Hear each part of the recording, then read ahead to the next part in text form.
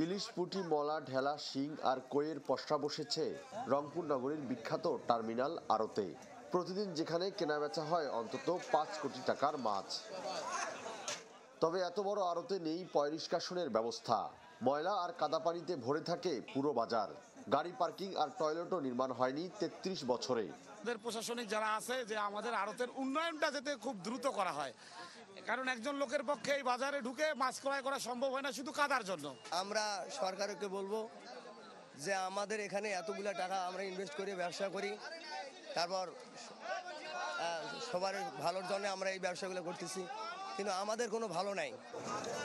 আড়তদারদের অভিযোগ, বছরে ২৭ থেকে ৩০ লাখ টাকা ইজারা দেয়া হলেও হাট উন্নয়নে কোনো নজর নেই কর্তৃপক্ষের।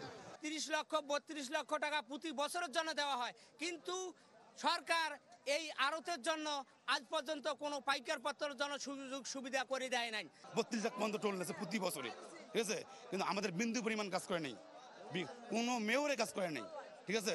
এখন টাকাটা যে কোথায় কিভাবে খাইলো সরকার পেলো না পেলো সেটা আমি জানি না। সিটি কর্পোরেশনের প্রশাসক বলছেন আড়ত সংস্কারে দ্রুত পদক্ষেপ নেবেন তারা। একটা প্রস্তাব রেখেছি, আমরা প্রিপেয়ার করেছি মাত্র, এটা আমরা প্রেরণ করব।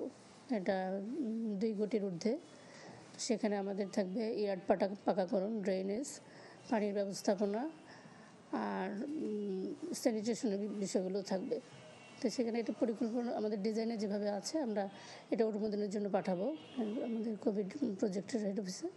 সেখানে অনুমোদন হয়ে আসলে আমরা আশা করি এখানে একটা সুন্দর পরিবেশে আমরা মৎস্য পরিচালনা করার মতো একটা পরিবেশ উপহার দিতে পারবো। ১৯৯০ সালে রংপুর কেন্দ্রীয় বাস টার্মিনালের পাশে ৫৪ শতক জায়গার উপর গড়ে ওঠে এই অঞ্চলের সবচেয়ে বড় এই মৎস্য আড়ত। ফখরুল শাহীন, চ্যানেল 24, রংপুর।